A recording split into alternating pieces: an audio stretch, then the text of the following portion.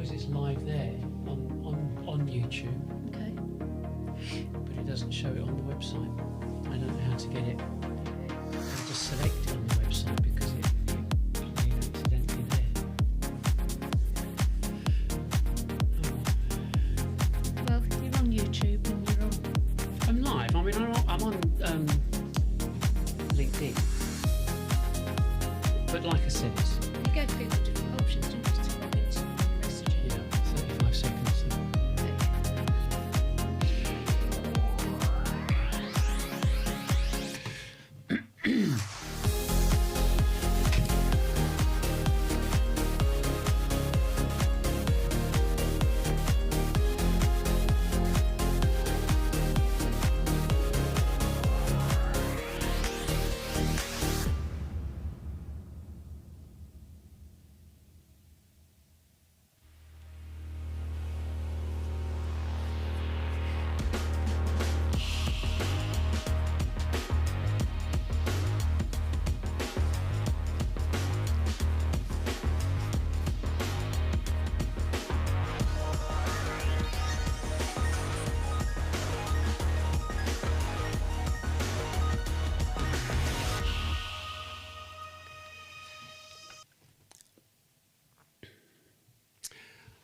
Well, welcome.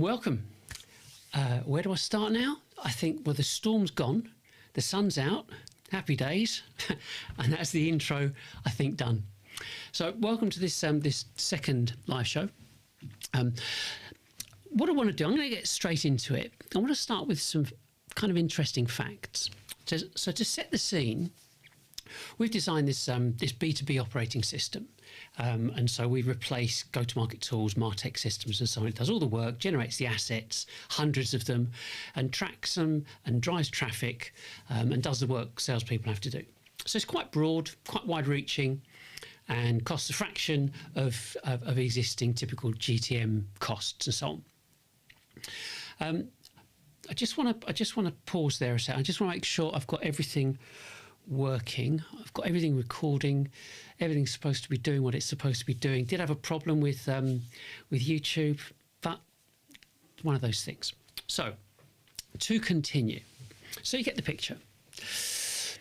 So when we first started the project, we thought along the lines of calling it a replacement GTM system, and so we kind of pursued all those naming conventions like GTM this, GTM that, and so on. But as this project evolved, we decided that the GTM label wouldn't actually serve us, because most of us has probably had it up to here with GTM labels or tools, mainly because I'd probably say most businesses are kind of struggling with go-to-market, and the mention of it really, it either means more money or more effort, but not more revenue. And so we finally got round to deciding to call it a B2B operating system. So I think, okay, well, it's fair enough.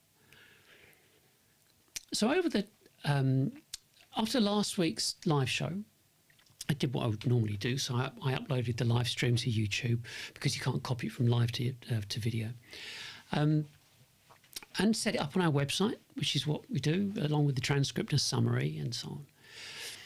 And on Monday, I did a search on Google for B2B operating systems, and as expected, Google put us in the category for B2B operating systems, and it also drew from a number of references from our website.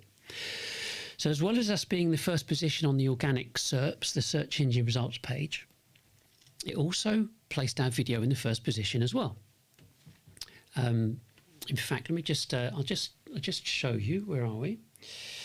I'm not going to say talk amongst yourselves, but basically the whole point of this was that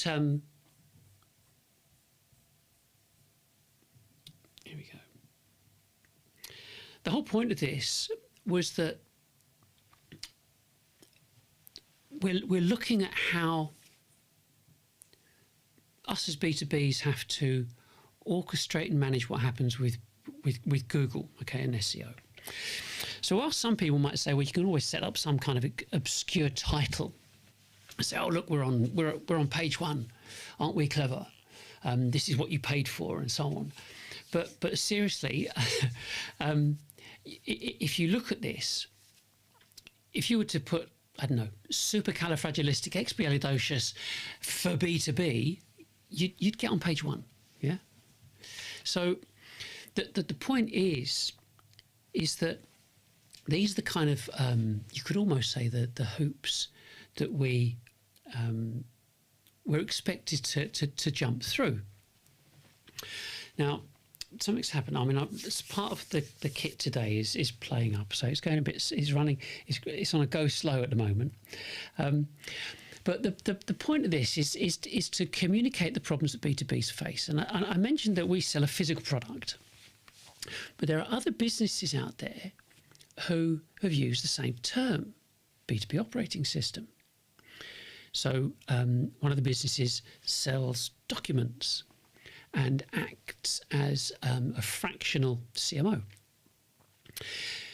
The other sells, you call it like a scrape and process set of scripts that uses a large language model, an LLM, like I think it's either Claude or ChatGPT. But ours, it's not a set of documents or a guide. It's just a physical platform that works on both local servers and web-based servers. And so it actually generates the assets and the different and it tracks the content and lots more besides. I mean, we're using it now within our infrastructure, our framework, and you can see all of this on the website. But the point is, I just have to stop this because you wouldn't believe it, but I am actually reading this, and I have to read this because otherwise I go off track, and it not that it's a major problem, but what I need to do is I just need to you have to bear with me a second. I just have to stop and start something because it's just a wee bit of a problem. So hopefully that should speed things up, which it is. So if you were selling a consumer product, say jeans or trainers or whatever, and you did a search, you'd get that ribbon across the top of the search page, and so you can make your selection. But it's not as easy for us in B2B. But you could say, oh yeah, but you can do all that. You can also, there's this pay-per-click, and you'd be right. But by going down the pay-per-click route, you're being pushed back into the Martech-driven go-to-market practices that demand contact data from prospects who don't want to give it, and they want to remain anonymous. So whether it's SEO or pay-per-click, everyone wants their ducks in a row, and most people would be happy with our results with this kind of thing. But for B2Bs, you kind of have to understand the SEO trap, and indeed the pay-per-click trap. And gradually, when you start seeing the logic about this, you can start to move away from this Martech dependency. So if, like a lot of businesses, adding more tools, kind of go-to-market tools, it's not improved any kind of predictability in revenue generation. And because it can't and hasn't improved any kind of predictability, the issue is not the technology, it's actually the model. So after 20 years of this, we can all pretty much say that the Martech's not actually working properly, or as it should do for B2Bs. But you can't really just, I don't know, acknowledge that, well, yeah, I agree with you, but then in the next breath, continue using all the SaaS and hoping for the best. I mean, we've got this month's figures, next month's figures, next quarter's figures, and so on. But if you, although it's not true, because I deliberately looked to find this out, it's not true. But Einstein was supposed to have said, it's an internet thing, supposed to have said that the definition of insanity is doing the same thing over and over and expecting a different result. And I think that the point of these live shows over the next kind of few weeks and few months is to explain and challenge what's happening and what's been going on, and why businesses are not seeing the results they expected, and yet costs keep rising. I mean, one of the fundamentals is that marketing is not held to account or to the same set of rules as salespeople are. And I think that at the end of the day, this is kind of the most complete explanation of this dichotomy between sales and marketing and why they keep blaming each other. So, you look at business owners and founders, they have been sold on the promise that an expansive marketing mechanism is essential to success. Yet to fully understand the mechanics of digital marketing, or the kind of the digital marketing ecosystem, you've got to track everything. I mean, literally everything, and every stage. And then in parallel, you've got to track the entire sales process and its its behaviour and its influences, how it impacts people. And finally, to bring it all together, it has to be compared to what goes on within the consumer markets. Because if you only look at B2B, you won't understand why digital marketing doesn't actually fly with B2Bs. So what I'm saying is, if you know the origins, you'll understand why it doesn't work.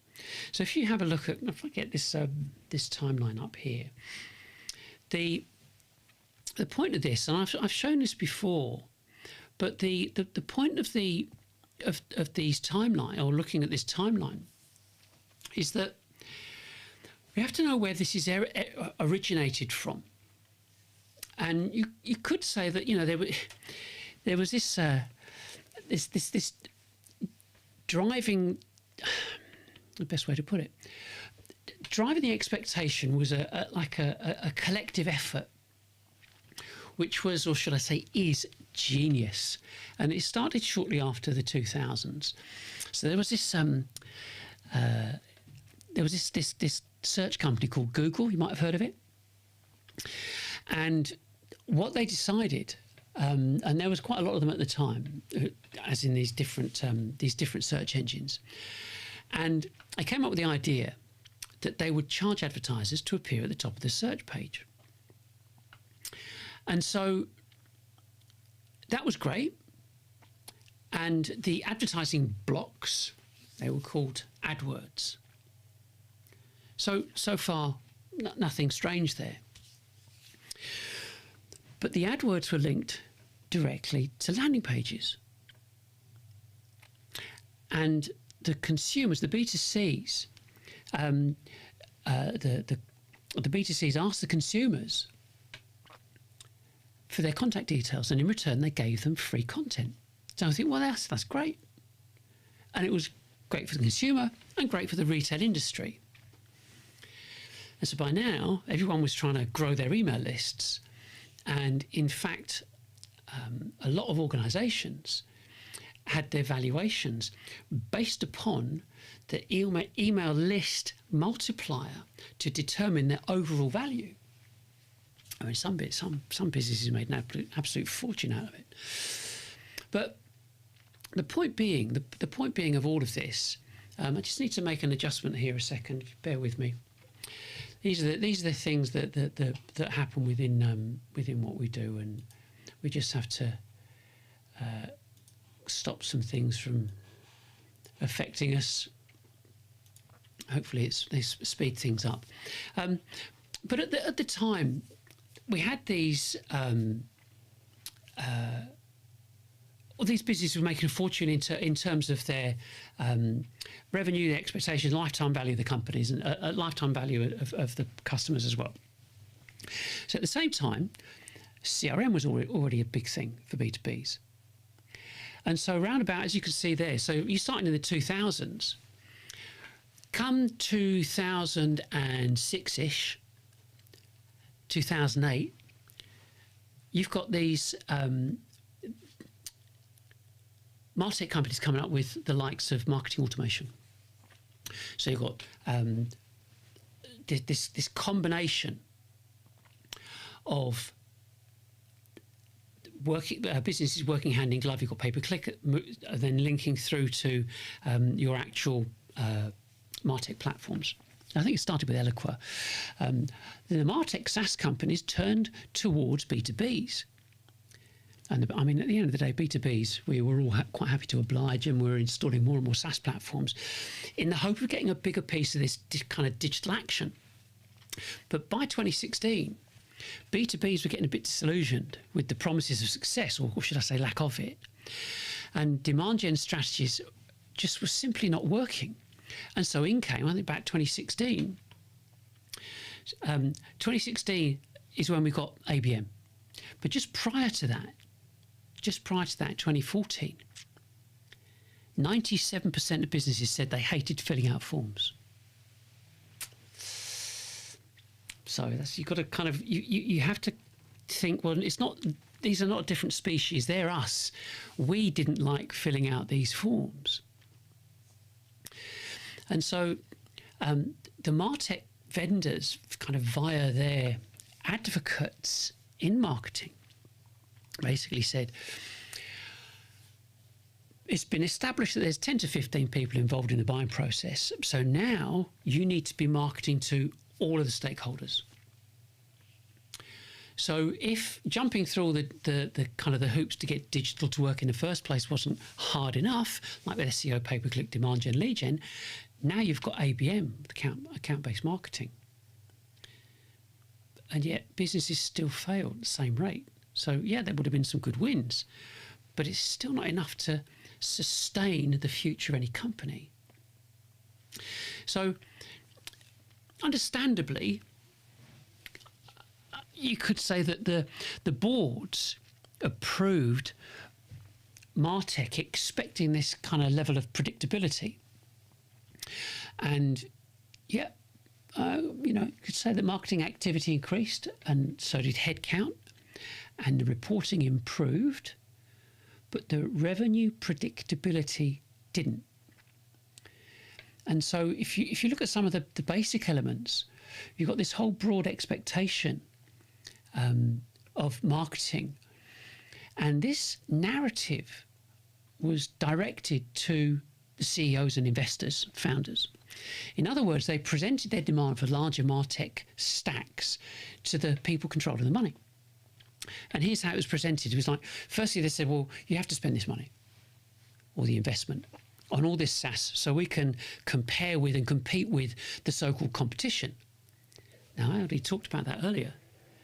Yeah, we talked about what is it? My buttons are not working. Yes, they are. We talked before about what we would have to contend with, what we do have to contend with competition, with these different naming conventions. And so now what we've got, we've still got all that to contend with, not just pay-per-click, but also the remarketing and the banner adverts as well. So some businesses, or I would say a high proportion of them, a high percentage of them, once they got their hands on the investment money, they spend up to like 50% of it on marketing. I mean, let that sink in. 50% of X millions to go on marketing.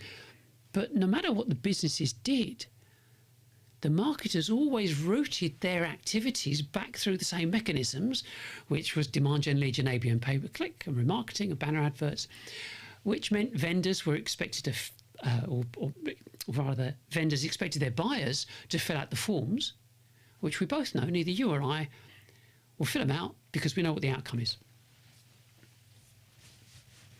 Incessant cold calls, follow-ups, being hounded down, and so on. So you look at it, and the whole Martech mechanism, the whole process has become this kind of like we've got on the on our kind of thumbnail image. It is along here somewhere. See, the reason I do it this way around is because I can do a start to finish slide presentation, but you've seen them before. And so I just kind of think, if you look at this, for example, we've got this, all of these different platforms, all these different organisations. What do you choose? And if you do choose, how do you build out that stack? And so the digital marketing piece has become a vicious circle. And it's created a structural failure. And so there's this kind of constant tool layering without redesign, really, and there's this an obsession towards attribution, because marketing wants and desperately needs to justify their position. And now you could say, well, with the explosion of AI,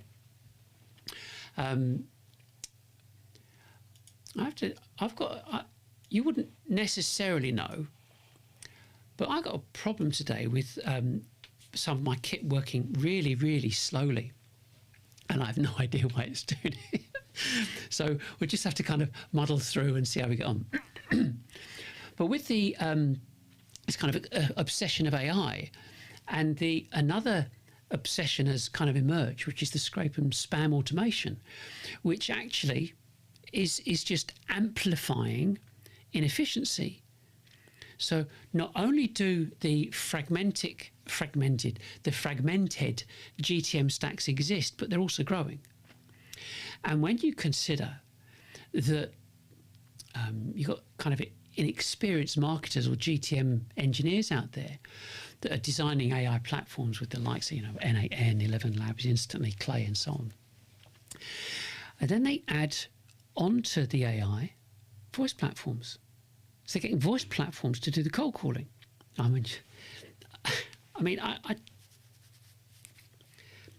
do struggle with this, because if you've not done the cold calling yourself, it can be a bit soul destroying. Of course it can. But with the technology that's at everybody's fingertips, businesses can now upset their prospects at scale. And you have to think about that. I saw one thing this morning, in fact, about half an hour ago. And this guy was saying, oh, look at this.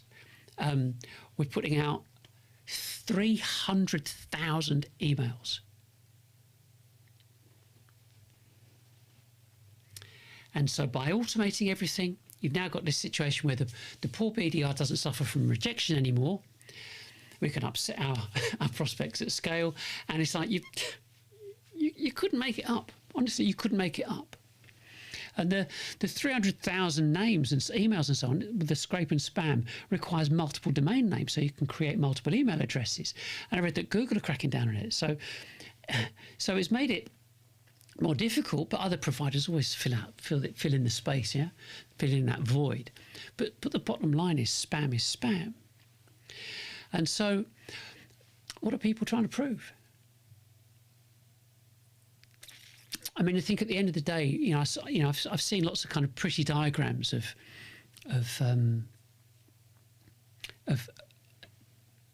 tech stacks that have multiple integrated platforms at different stages. And the last one I saw, in fact, I took a snip of it. The last one I saw had 32 apps and 6 AI agents. And they ultimately, they triggered the outreach to an AI, using AI generation and, of course, AI generated phone calls.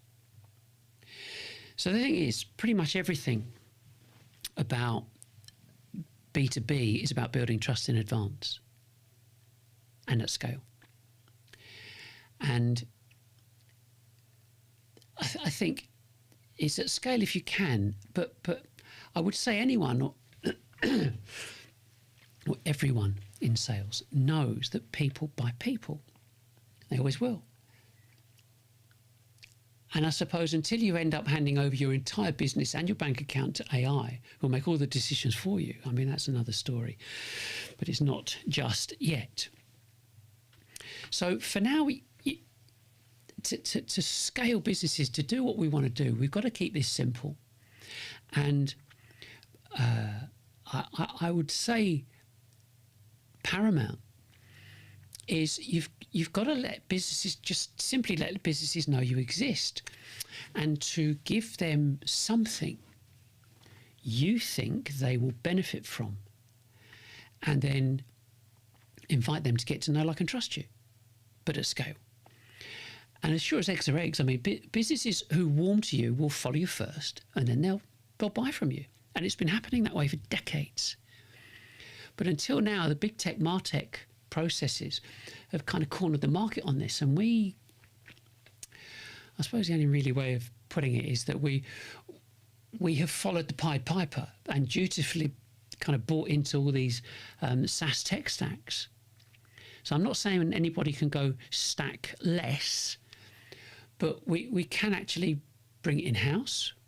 We can slash our costs, and more importantly, direct our efforts towards businesses in a way that we would buy. So in other words, treat them, your prospects, as you want to be treated. And I can't think of any other kind of more logical way of doing that. And what we've got here is we have our own kind of platform. Now, I mentioned at the beginning that we've built this tech stack and this infrastructure, and it's not an add-on, but it is a replacement. And I think that if you consider there's something like 15,000 Martech SaaS platforms available. But I mean, I said this before, the same numbers of businesses keep going bust every year as they did, I don't know, 20, 25 years ago. So I don't really call that progress. I don't know what you think. But there must be something better. And I think it, for me, I mean, I started at the sharp end, the cold calling and door knocking and telesales, to getting the appointment, doing the demonstration, the presentation, getting the document signed, and then going back to the office and ringing the bell. So I know exactly what it takes to keep generating new business, and I can tell you, I mean, it's not more Martech. It's never more Martech. I mean, there's a saying. There is definitely a saying. Persistence pays off. But it's not.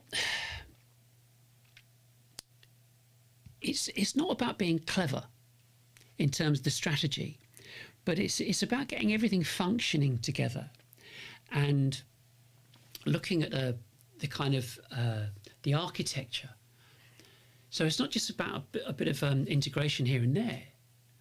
So the point is that I designed this operating system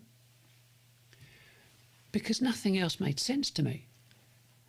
I mean, we all run businesses to generate revenue, yeah.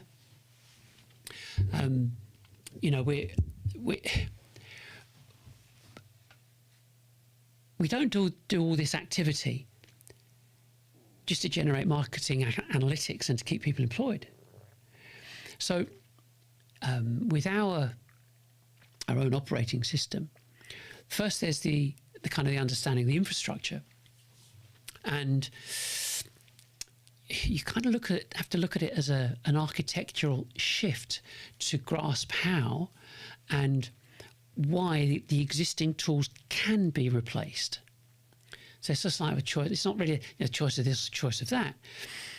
And balanced with that, or in conjunction with that, you've got this kind of behavioural sequencing of the operating system as it happens at our first stage, which is stage one, and we call that SX reach, because let's face it, you want to reach your prospects, and it's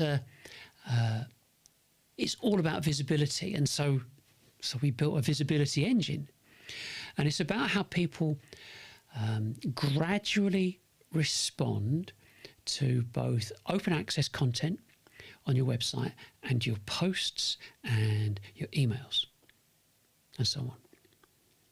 So once businesses realise that you're not actually stalking them and your content is there to genuinely help them, the relationship changes.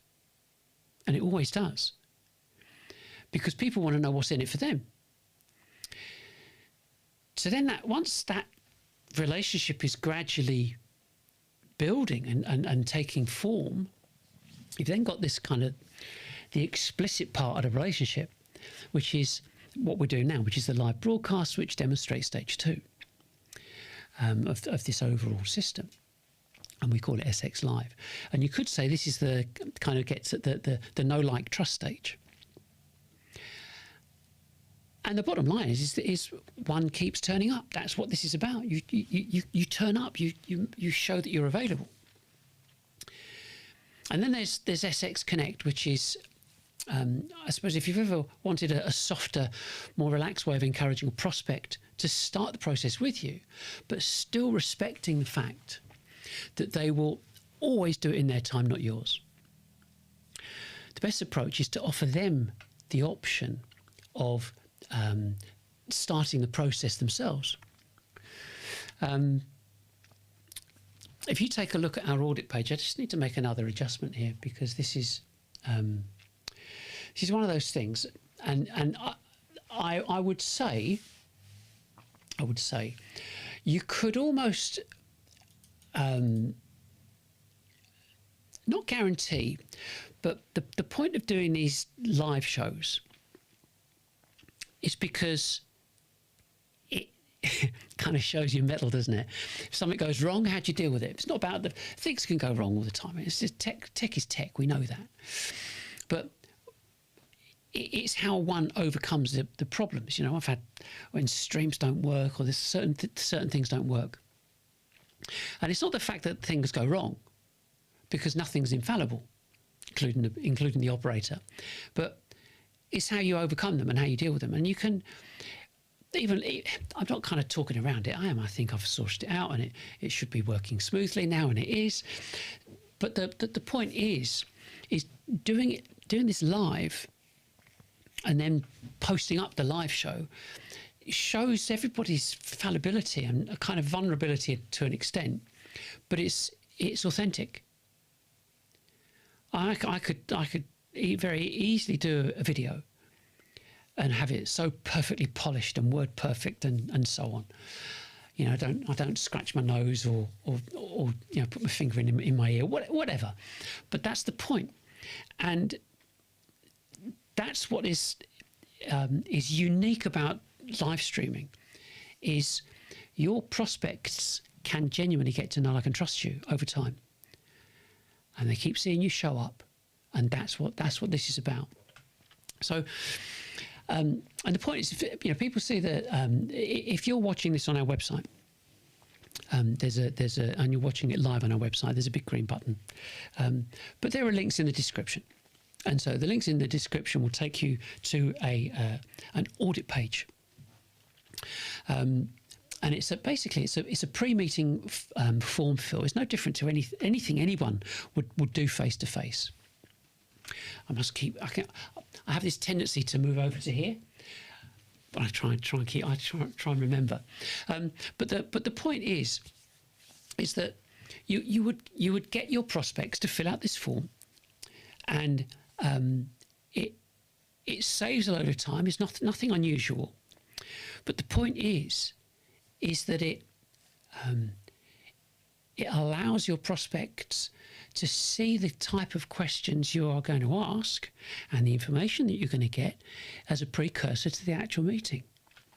So once the form's complete, they book a time and date that suits them, and hey presto, best part of this for us is the OS does the research, generates the reports, calculates the costs, the comparisons, generates the proposal, the slide deck presentation, and delivers it to the salesperson before the meeting takes place. I mean, it's great. And when the meeting is complete, and naturally a salesperson will make some edits and changes, could be costs or the text or whatever. And the salespeople, they confirm the costs and confirm that final proposal has been sent. And then this is the final thing that happens. You get to see this. So you get this executive view, and the point of this, it's all part of the ops module, which gives you this kind of measurement clarity and kind of clean forecasting and massively improved annual recurring revenue per full-time equivalent. So as you know, running sales meetings is one thing. I mean, I remember having to shout up my figures in sales meetings. You know, everyone's standing around you, oh, I've got nothing to shout up. Or you shout it up. But now with this, you've got a constant daily running total of your pipeline. I mean, you've probably got a platform that that records all your deals and so on. But if you don't, we'd simply add it in for you, as in your total revenue closed. But this is an operating system. I mean, it covers everything from the kind of visibility and exposure through to engagement and face-to-face and ultimately full-on reporting, or should I say, so the best way we call it is this telemetry. Well, I hope that kind of made sense. But the point is, I mean, if you want to learn more about it, yes, you go to the website. It's all on there. It's on there's videos and downloads and diagrams and everything. But the thing is the bottom line is, I want you to know that there's an alternative. That's the absolute kicker here. So it's not all doom and gloom. And to help this kind of overall process, we've produced there's like a 3-part PDF series, which is downloads, and those links are in the description as well. And the point of them is it starts you on a kind of a journey of looking at something different, and we don't ask for contact details or anything like that, but that's like the foundation of what we're recommending. But I would say, I think at the end of the day, it's about looking at something. You know, you've got the revenue reset, you've got the GTM landscape, and you've got the GTM audit. That starts you on a process of saying, okay, well, we can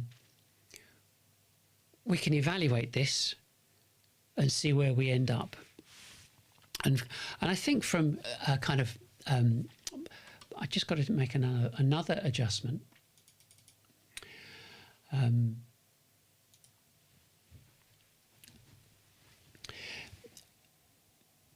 The bottom line is we know this stuff takes time. It always will, and it's about taking a different approach to selling, not just to sales, but to selling. And overall, it's a different way of thinking. And I think, you know, over the past 20 years, we've all been coerced. I don't know, I can't even coerce, but we've all gone down the same path.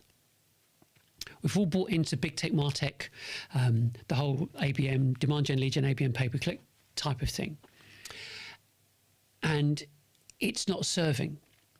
But before anybody leaps or makes some big change, you have to get it, you have to understand it. And so there's a final thing,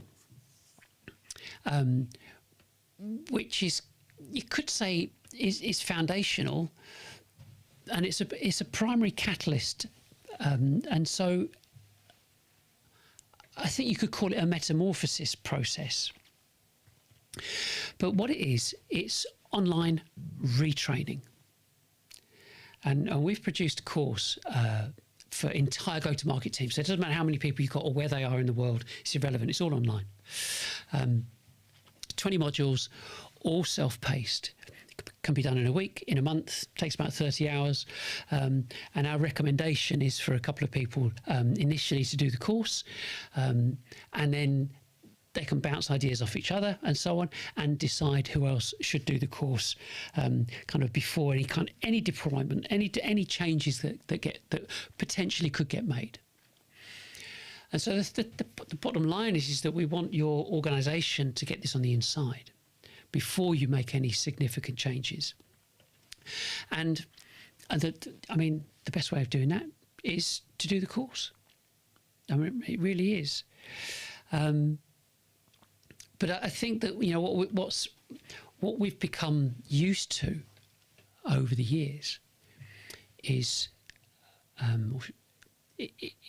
an approach by salespeople that says there's an expectation to get in there, to get amongst it, to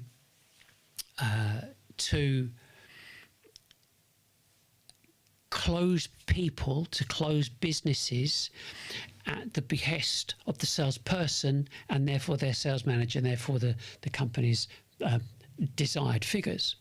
But the trouble is, you as a director, you won't be told by anybody what to do, least of all a salesperson.